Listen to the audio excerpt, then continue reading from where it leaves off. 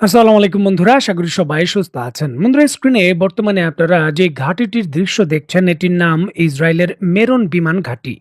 দেশটির সবথেকে গুরুত্বপূর্ণ এবং কৌশলগতভাবে সংবেদনশীল সামরিক ঘাঁটিগুলোর মধ্যে এটি একটি অন্যতম। দেখুন, অত্যন্ত সংবেদনশীল এই ঘাঁটিটি উত্তর ইসরায়েলের আপার গ্যালিলি অঞ্চলের মাউন্ট মেরন পর্বতের চূড়ায় অবস্থিত। লেবানন সীমান্ত এই ঘাঁটি থেকে মাত্র ৮ কিলোমিটার দূরে। দেখুন, সমুদ্র পৃষ্ঠ থেকে প্রায় ১,২০০ মিটার বা ৩,৯০০ ফুট উঁচুতে এই ঘাঁটিটি অবস্থিত। এটি পুরো অঞ্চলের প্রাকৃতিকভাবেই একচ্ছত্র নজরদারির সুবিধা দেয় ইসরায়েলকে। দেখুন, এই ঘাঁটিটি উত্তর ইসরায়েল এবং এর পার্শ্ববর্তী দেশগুলোর আকাশ সীমার উপর সার্বক্ষণিক নজর রাখে। এর শক্তিশালী রাডার ব্যবস্থা লেবানন, সিরিয়া, তুরস্ক, সাইপ্রাস এবং ভূমধ্যসাগরের একটি বিশাল অংশের আকাশপথকে নিখুঁতভাবে চিত্র তুলে ধরে ইসরায়েলের কাছে। দেখুন, ইসরায়েল তার নিজস্ব উদ্ভাবন এবং যুক্তরাষ্ট্রের সহযোগিতায় খুবই সংবেদনশীল যেই সকল প্রযুক্তি বা রাডার ব্যবস্থা রয়েছে সেটি এই ঘাঁটিতে মোতায়েন করে রেখেছে। ইরান থেকে যে কোনো ধরনের হামলা, হিজবুল্লার যে কোনো ধরনের হামলা বা অন্যান্য যত ধরনের আকাশ থেকে বিপদ আসার যে কোনো আশঙ্কা রয়েছে তা প্রথম দিকেই কিন্তু এই ঘাঁটিগুলো শনাক্ত করে। ইসরায়েল জুড়ে বিমান বাহিনীর মূলত দুইটি প্রধান ঘাঁটি রয়েছে তাদের আকাশ সীমা নিয়ন্ত্রণের জন্য। দক্ষিণাঞ্চলে রয়েছে মিট জোপে রমান এবং এই উত্তর অঞ্চলে রয়েছে একমাত্র এই মেরুন ঘাঁটি।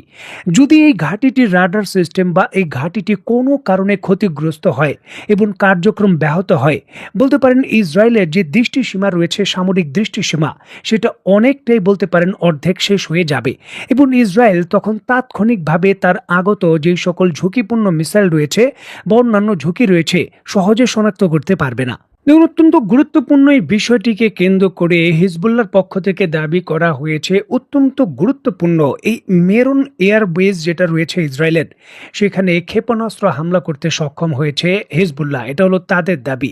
হিজবুল্লার পক্ষে বলা হয় যে এই হামলার পূর্বে কিরাত সামোয়া এবং অন্যান্য অঞ্চলের ভেতরে ইসরায়েলের যে গুরুত্বপূর্ণ স্থাপনা রয়েছে সেখানে তারা ব্যাপক রকেট হামলা করেছে। দেখুন, হিজবুল্লার পক্ষ থেকে দাবি করা হয়েছে তারা অ্যাডভান্স প্রিসিশন গাইডেন্স যে মিসাইল রয়েছে তা ব্যবহার করেছে এই হামলায়।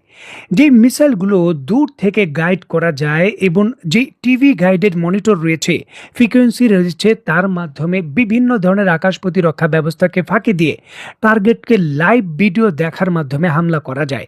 এই বিষয়ে তারা কিছু ভিডিও ফুটেজও প্রকাশ করেছে যে কিভাবে তাদের মিসাইলগুলো বা ড্রোন টাইপের যে এফপিভি মিসাইলগুলো রয়েছে সেগুলো হিট করে। দেখুন, এই ধরনের সংবেদনশীল হামলার ক্ষেত্রে রাডার সিস্টেমে ছোট আকারের বিস্ফোরকই পুরো রাডার সিস্টেম ধ্বংস করে দেওয়ার জন্য যথেষ্ট। এখানে বড় ধরনের বিস্ফোরণের প্রয়োজন নেই। এসা রাডারগুলো বা বিভিন্ন ধরনের যে ইলেকট্রনিক রাডারগুলো রয়েছে সেখানে সাধারণ যে কোনো একটি বিস্ফোরণ বা সাধারণ যে কোনো ধরনের একটি আগুনের ফুলকেও পুরোপুরিভাবে রাডার সিস্টেমটিকে ধ্বংস করে দিয়ে মূলত এর কার্যকারিতা ব্যাহত করে দিতে পারে, যেটা হিজবুল্লার পক্ষ থেকে দাবি করা হচ্ছে।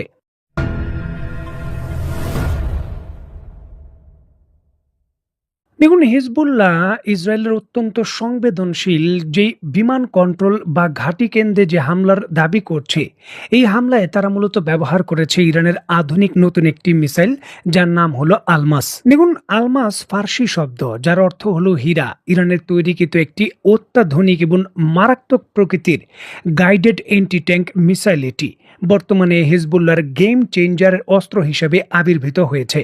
দেখুন, আলমাস মিসাইলটির উৎপত্তির পেছনে বেশ আকর্ষণীয় একটি সামরিক ইতিহাস রয়েছে। আন্তর্জাতিক রিপোর্ট বলছে ২০০৬ সালে দ্বিতীয় লেবানন যুদ্ধের সময়ে হিজবুল্লাহর বাহিনীর হাতে ইসরায়েলের অত্যাধুনিক যে স্পাইক মিসাইল রয়েছে তা একটি একেবারে পরিপূর্ণ ভালো অবস্থায় পেয়ে যায় এবং তারা ইরানের কাছে হস্তান্তর করে। ইরানের প্রতিরক্ষা বিজ্ঞানীরা ইসরায়েলের সেই প্রযুক্তিটিকে রিভার্স ইঞ্জিনিয়ারিং করে তাদের মতো করে আরো শক্তিশালীভাবে তৈরি করে। এটাই হলো ইরানের দাবি।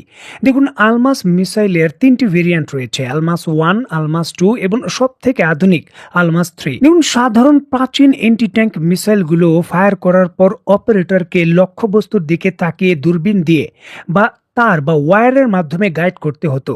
তবে আলমাস মিসাইলটি সম্পূর্ণ নতুন স্তরের প্রযুক্তি ব্যবহার করা হয়েছে। দেখুন, এই মিসাইলটির মাথায় একটি শক্তিশালী ইলেকট্রো অপটিক্যাল এবং থার্মাল ইমেজিং ক্যামেরা ব্যবহার করা থাকে।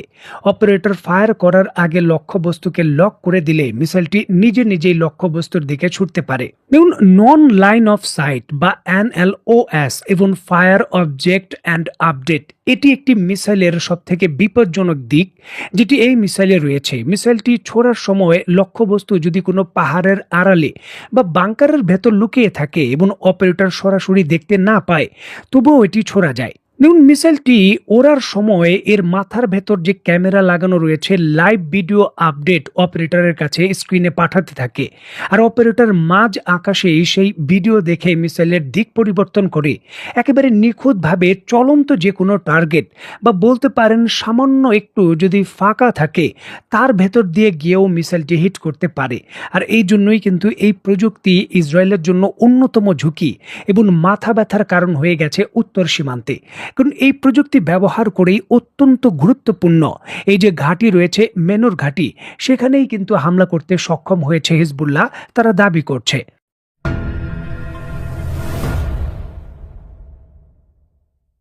দেখুন, শ্রাবণের মেঘলা আকাশ যেমন হঠাৎ করেই তার রূপ পাল্টায় এবং যে কোনো মুহূর্তে বৃষ্টি আবার রোদ একেবারে উজ্জ্বল হয়ে যায়, ট্রাম্পের সিদ্ধান্তগুলো হঠাৎ যেমন এইভাবেই পরিবর্তন হয়।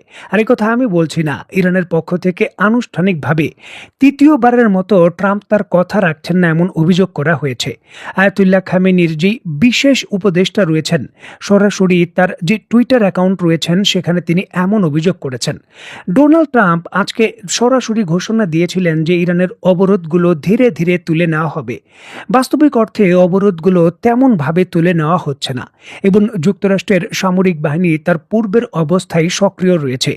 অবস্থার বিষয়গুলো বিবেচনা করে ইরানের কর্তৃপক্ষ দাবি করছেন যে ট্রাম্প তার প্রতিশ্রুতি তো রক্ষা করেননি, নতুন করে চুক্তির টেবিলে এমন কিছু শর্ত জুড়ে দিচ্ছেন যেটা নিশ্চিত করা হচ্ছে যে এই আলোচনা এবং এই চুক্তি হয়তো কোনো আলোর মুখ দেখবে না বা কোনো সমাধানে পৌঁছবে না। কারণ যেই ধরনের শর্ত বা যেই নতুন কিছু যুক্ত করে দেওয়া হচ্ছে এই আলোচনার কন্ডিশন হিসাবে, সেটা ইরানের পক্ষে মানা সম্ভব নয়।